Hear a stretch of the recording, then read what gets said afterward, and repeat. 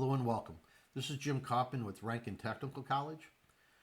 This video is about JavaScript object concepts, and I'm hoping that this video will help you with the written test, the exam 2 that's due this week. So let's go ahead and get started here. Merging of two objects. Merging two objects means combining their properties into a single new object.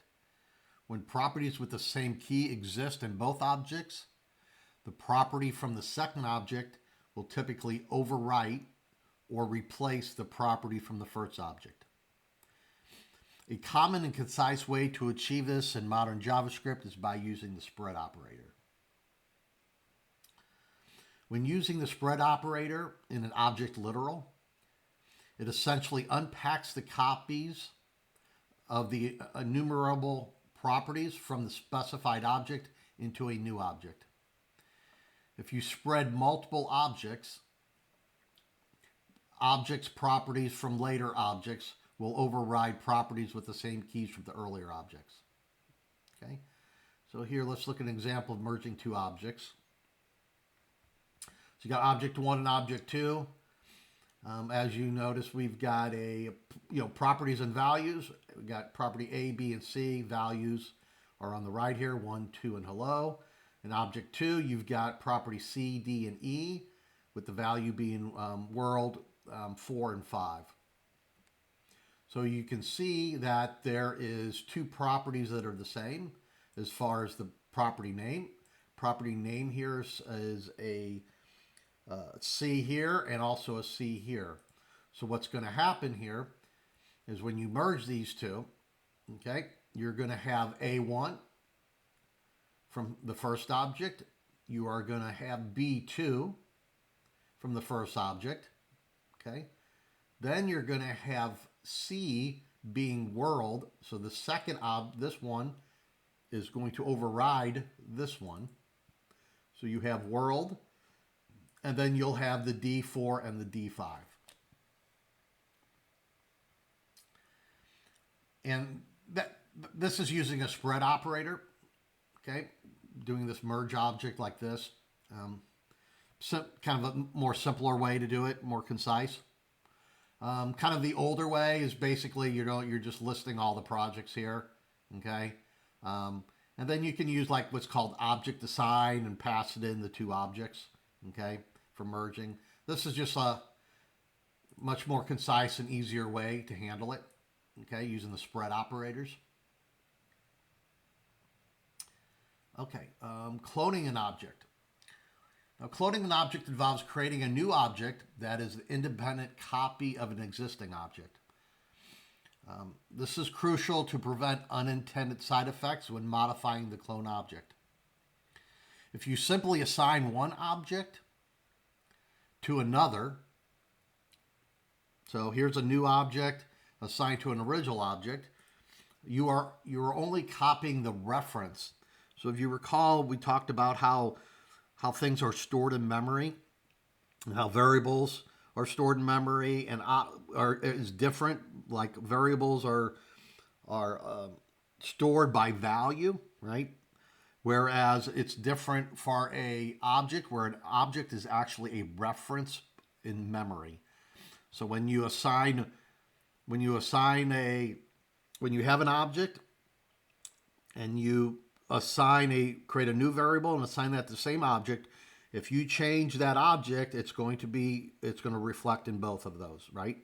Both the original and the new.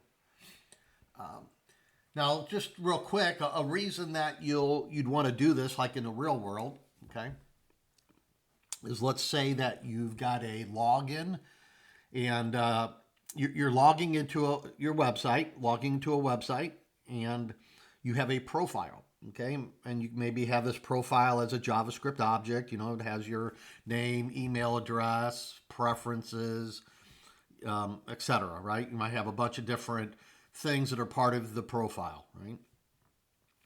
So a user, like I said, a user logs in and wants to edit his profile. Let's say he wants to edit this profile. So what you could do in this case is when a user would click edit profile or whatever, it would it would go ahead and create a clone. It would clone that object. Okay. Um, and this is just a possible scenario. It could clone an object. Okay. And then you have your original one and you have your new one, right? You have your original one and you have your new one. And that way you can change the new one without it affecting the old one. Why would you want to do that? Well, let's just say that you have a save and a cancel. Well, if you didn't do that and you just have one object and you started making changes to that, you've already got that object of data there. So you can't revert really back to the old one, right? So when you clone an object, you have your original one and then you have your new object. And what you can do then is obviously make all the changes to the new one. If they hit save, then you save that object. If they hit cancel, then you just cancel back to the original object, right? There's two different ways to clone. There's what's called shallow and deep. A shallow copy copies the top level properties. If a property's value is an object or an array, only the reference to that nested object array is copied, not a new copy of it. So changes to nested object arrays in the clone will still affect the original. Okay, that's considered a shallow copy. So just remember, so changes to nested object arrays in the clone will still affect the original, and that's a shallow copy. Deep copy creates a completely independent copy of the original object, including all nested objects and arrays. Okay. And then here's just a cloning of an object. Here's the original object. And then we're talking about a shallow copy using the spread operator. So here's your original object. Here's you've got a new variable and you're just setting that to your original object. And that would be considered a shallow copy, right?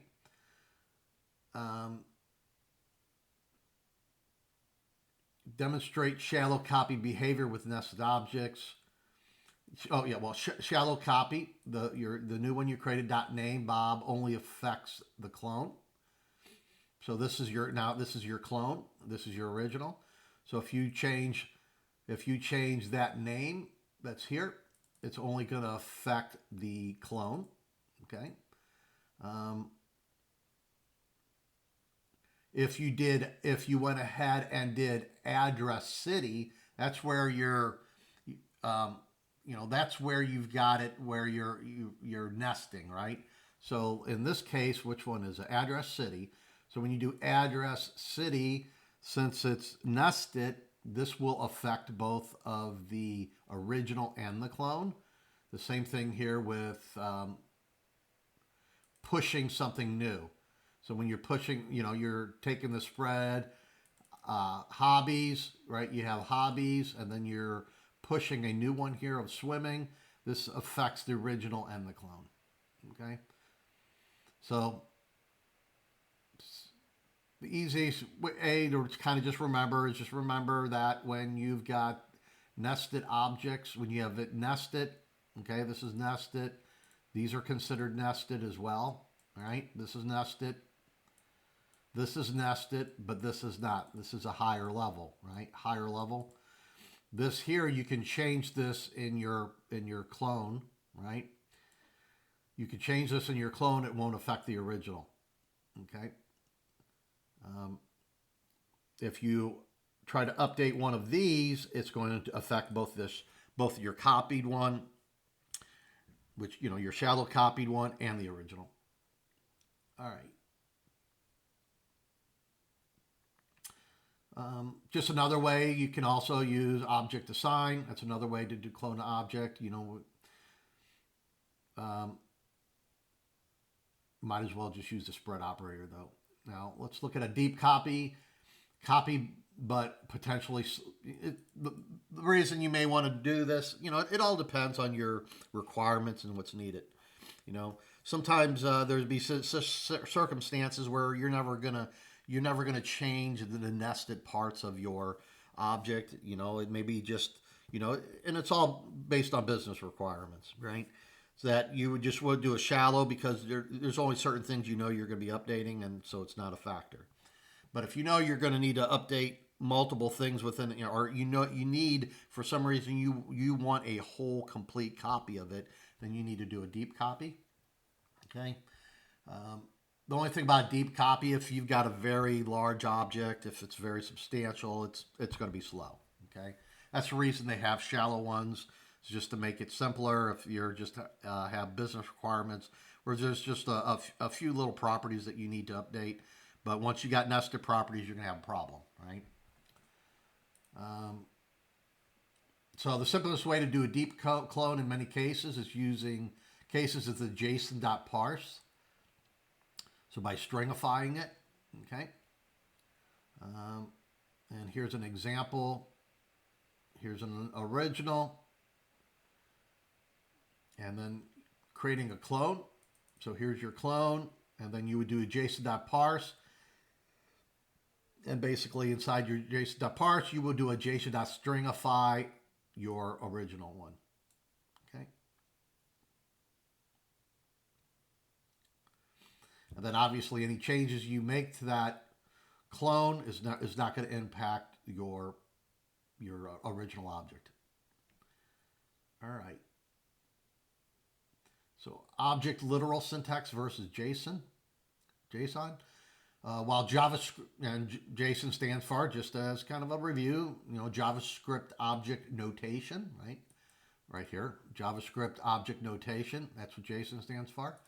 Well, JavaScript object literal syntax and JSON. So the objects, the way when you create an object, how it looks can be kind of very similar to what a JavaScript, what a JSON object looks like, what JSON looks like, right?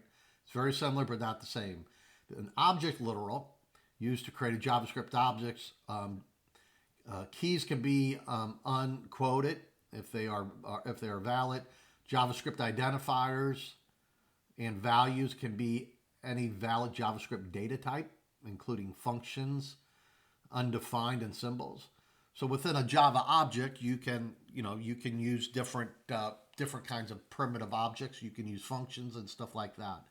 Where JSON is basically a data interchange format, and it's just all keys must be double quoted strings.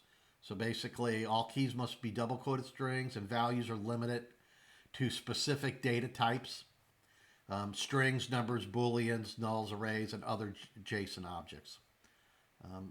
JSON cannot contain functions. So probably a good thing to remember to make it a little easier for you.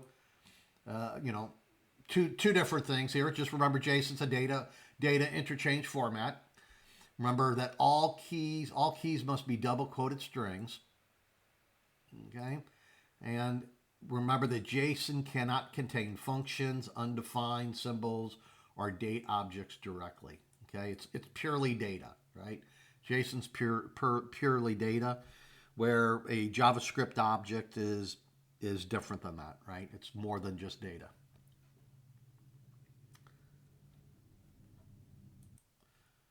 So here's just a basic JavaScript object literal example, just like what we were looking at before. You've got a top level properties, and you have some nested ones too. And here you've even got a function defined as well within your object. Okay, so that's a JavaScript object literal. Here you've got a JSON. So JSON generally, this is what you're going to see for the most part with JSON.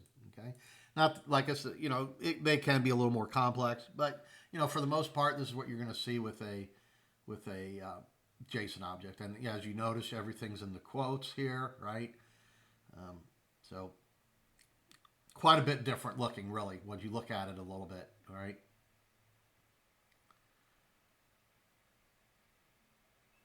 Okay, converting JSON string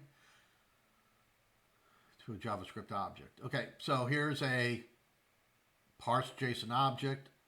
So you take a JSON string and parse that into an object, right? By using the parse.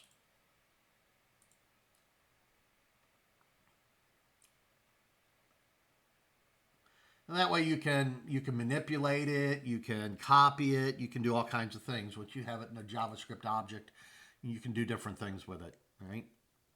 So there's a lot of benefit, there's a lot of benefit in taking a JSON string, a JSON data, and then creating an object from that, because then you can you can change that object, you can do different things. Then you can turn it, if you need to turn it back into a JSON string, you can do that as well later, right? All right, accessing object properties. So you can access object properties of an object by using the dot notation or bracket notation. Okay. So here is basically just, that's just to show an example down here. So you got dot notation where you just use a dot, or you can do bracket, right? And so let's just look at an example. So here's the dot notation where you've got an object called user. If you want to access this value here, you do user dot first name. Now the other way to do it is like in the second example, you're using bracket notation where you have a user and then you use a bracket and then you just give it the name of the property. So in this case, the property would be last name, right? Property name, oh yeah, it's already defined. So the property defined name is last name here. So this value would be last name. So user last name would return Johnson.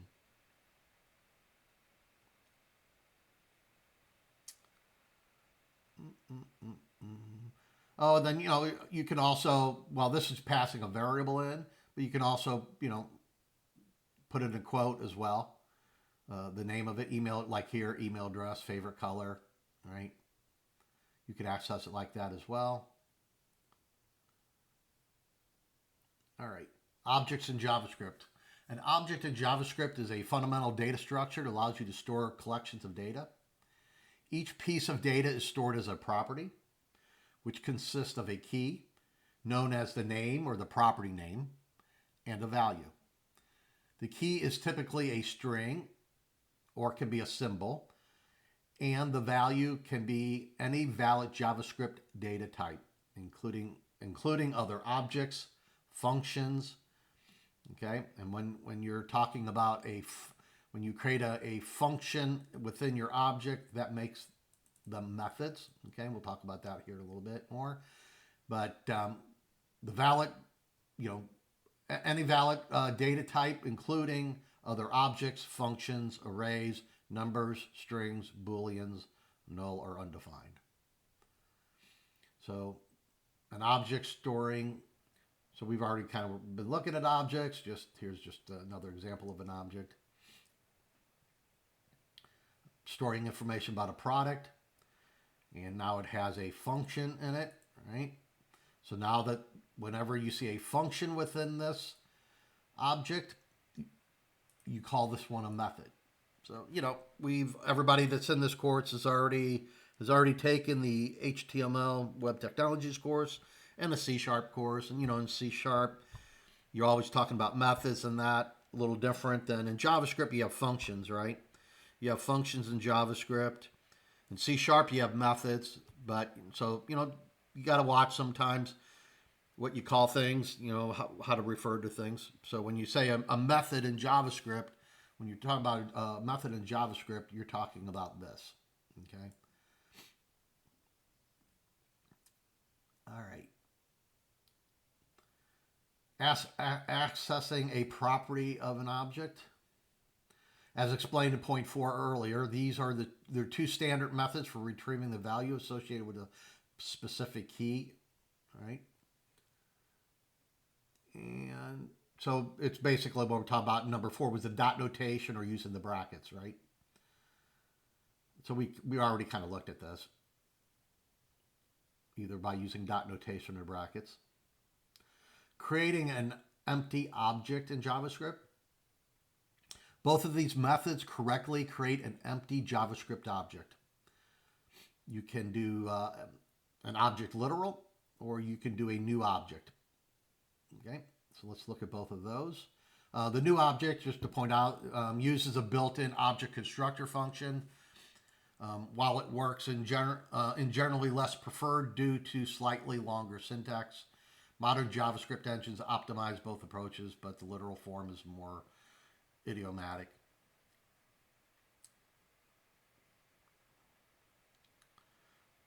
So the more preferred way is just using an object literal.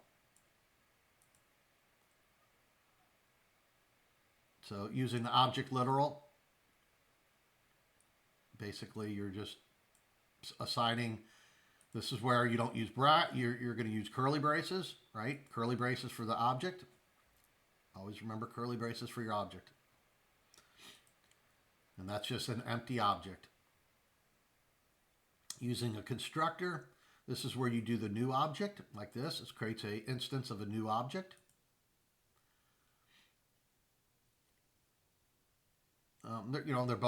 They're both empty. They're both empty. So if you create both of these, basically object one being empty and this one being empty is going to equal each other. Both are initially equal. Okay. Well, you're doing a stringify here. I shouldn't say it like that. Yeah.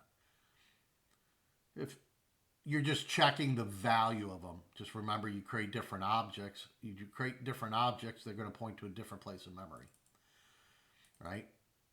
So this is going to point to a different place in memory as this one is. But here you're doing JSON stringify, so you're just saying the value. And this is a way to say, are they empty objects equal? You're not really checking if they're in the same the reference, right? Same reference in memory. You're saying is the value. So you stringify this object, and then you stringify this object, and you're saying basically are the values the same? And yes, they are.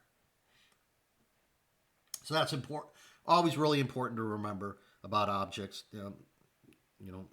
So this will be like, I guess my third time I mentioned this. Just remember, when you create objects are when you create a variable that's an object. It refers to an object. It's going to be in a place in memory. So that you create another object, even if it's the same kind and everything's the same, it's going to be a different place in memory, right?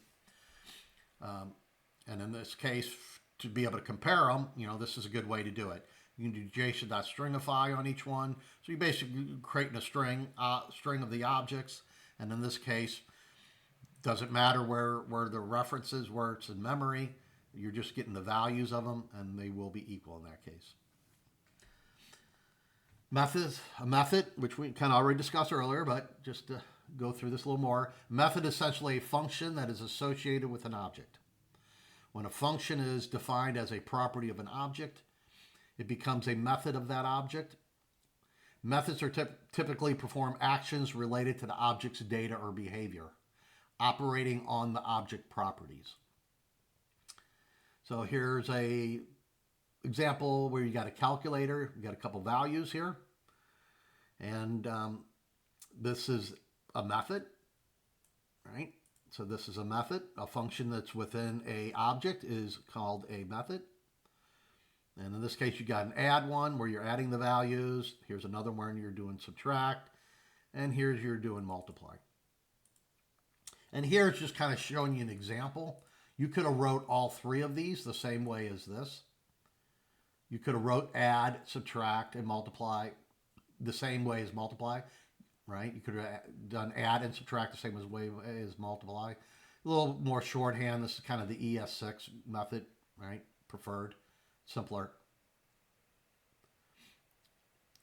Adding a new property to an existing object. You can add new properties to an existing object simply by assigning a value to a new key using either dot or bracket notation.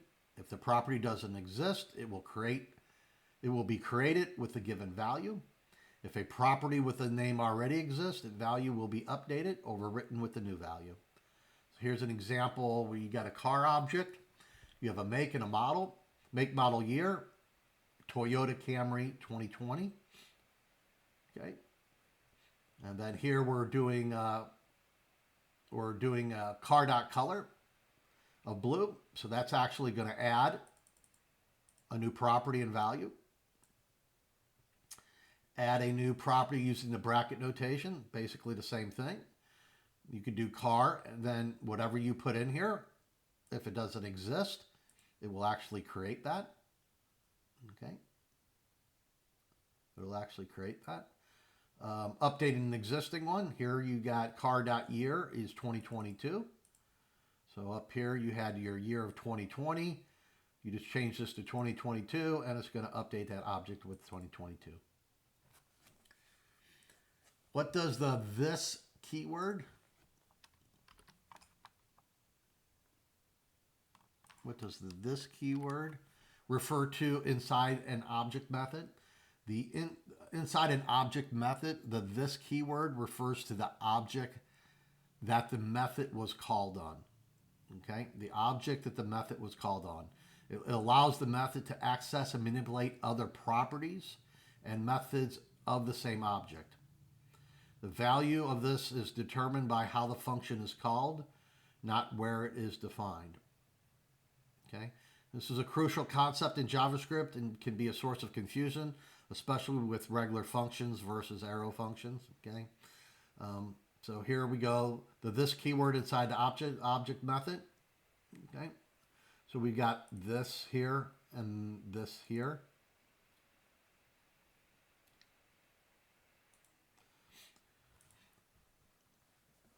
So what you're saying basically here, you're not using person here. You're just saying this. So since this this function, this method is associated with this person object, by using this, you're saying this person, right? So inside this method, this refers to the person object. Okay. Another thing is, remember, arrow functions do not bind their own this. Okay. They inherit this from lexical enclosing scope. I don't want to get too far involved in that. We'll talk about that. I'll do some separate video later on about arrow functions and this. It is kind of important to understand it, and it's different for arrow functions. So I'll do something separate later. I don't want to get too involved in that right here today. Okay. Let's go on, move on to this one. Valid ways to define a method in JavaScript object. There are several valid ways to define a method with a JavaScript object. The method shorthand, this is the most modern, concise way. Traditional function expression as a property value, or an arrow function as a property value. Valid ways to define. Okay, so here, this is the method shorthand. This is the ES6 and later versions, preferred syntax. This is a more traditional way to create a function.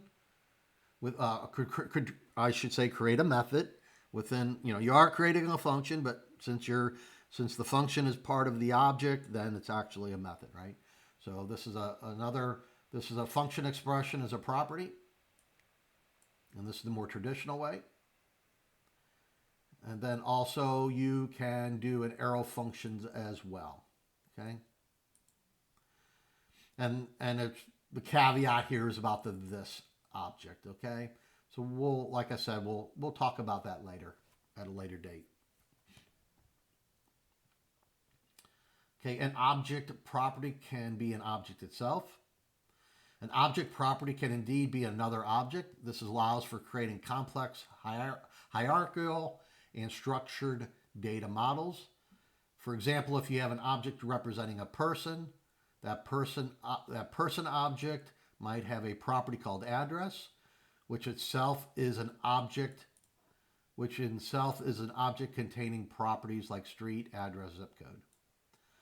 This nesting helps organize related pieces of data logically and prevents a flat, cumbersome structure. So here's an object property that can be an object. Okay, so you're creating this, just a regular property, but what's different about this property, Over here, you're just basically using a property.value, right? Name.value. Here, the name is contact. The value is, now you can see we've got a curly brace. So whenever you see the curly brace, you know we're talking about an object here, right? And then inside this object, you've got an email and a phone, okay? Here you've got an address, another object, right? An address is another object property. It's an object property. It is a property. It's called an object property. And here you've got, and this is just showing you an example of a different kind, which is basically an array, right? This is an object of property, but it's an array property, okay?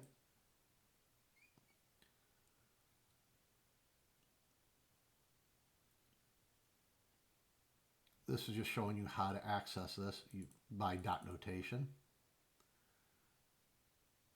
All right. If you need to create more than one object that represents the same thing and has the same shape, you should use, okay, when you need to create multiple objects with the same structure, properties, and methods, example, many user objects, many car objects, you should use a constructor function or an ES6 class. These act as blueprints or templates for creating new instances of objects, ensuring that you have all the consistent shape and behavior.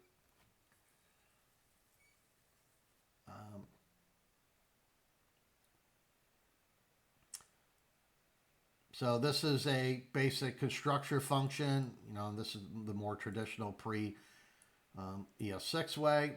Just to let you know, obviously we could always talk about what's the newer format, but a lot of times out there in the real world, in the wild, so to speak, you're gonna run across a lot of code, and it's gonna be different, right? So it's always a good idea to understand some of the more traditional syntax and the newer syntax, and even sometimes multiple years go by, because the ES6 is I don't remember the exact date, but quite some years ago, right? But you'd be surprised. You go somewhere and you're always gonna run into some very old code places. Okay, so it's always good to understand the more traditional approach and the more modern approach. Okay, so we looked at the constructor, and that's just showing you how to create the new one. Just basically like we've kind of seen here with like C# and that. Same concept there. Creating it. Here's an example of using ES6 class. Use the class keyword here. Create an animal, like in this case it's an animal, and then inside it, you have this kind of constructor. Okay. So this is kind of the more modern approach. Okay, what is an object? We kind of already talked about this, but what is object literal? Object literal is a syntax for creating an object directly in your code by enclosing a common separated list of key value pairs with curly braces. It's the most common and convenient and idiomatic way to define an object, especially when you know its contents at the time of creation.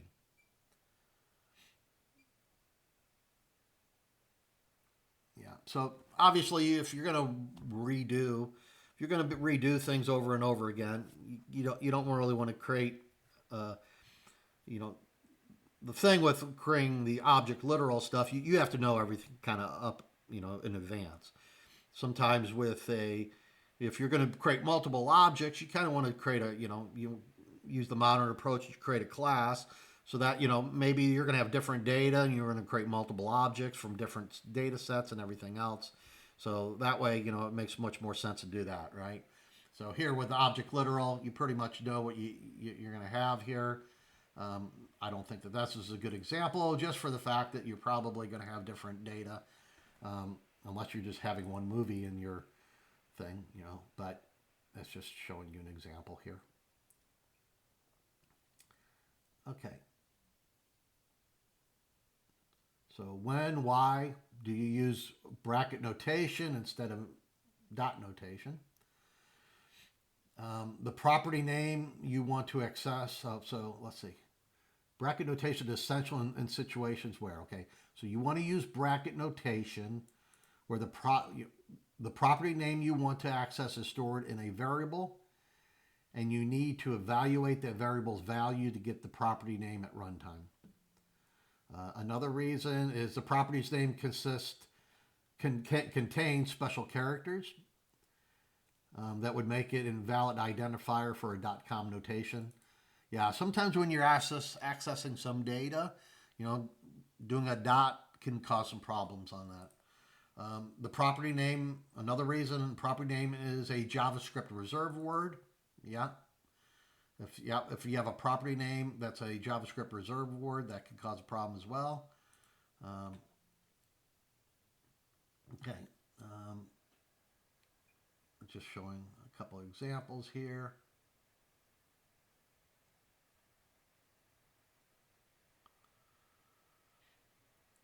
All right. Object properties in JavaScript. A lot of this kind of a little redundant here, I know. JavaScript flexibility allows object properties to hold values of any data type, which we already kind of discussed. Primitive values, arrays, other objects, and functions, making them methods, right? Object properties can be arrays of other objects.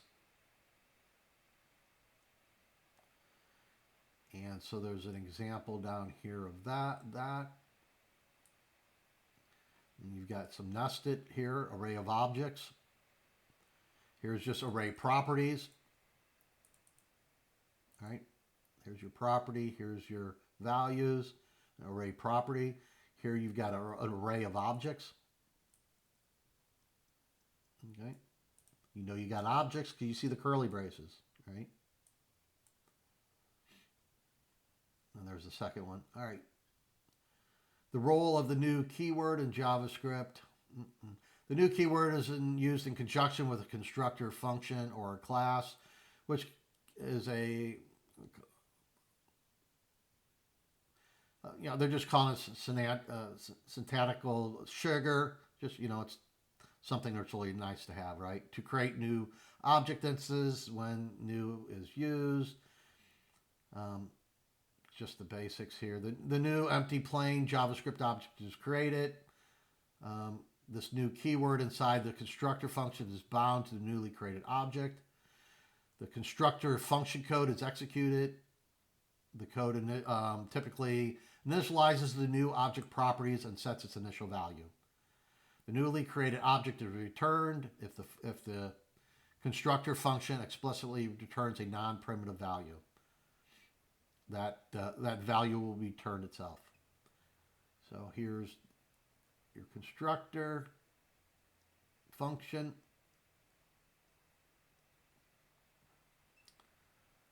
And here you're creating a new gadget, right? A new gadget with a name and a price. You pass it a name and price.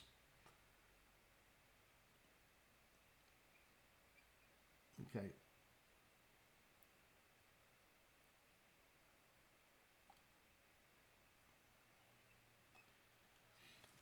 Creating an object with nested objects as properties. To create an object with the nested properties, you simply define another object literal as a value for a property within the parent object. So here it's showing that headquarters is a nested object, right? Pretty basic here. You see the curly braces. It's within another object, so you know it's nested. Here you got departments. Departments is another nested object. And inside departments, you've got another object, which is engineering, and you have some properties here. And here's an array nested within an object, so you're going to have a lot of nesting going on, right?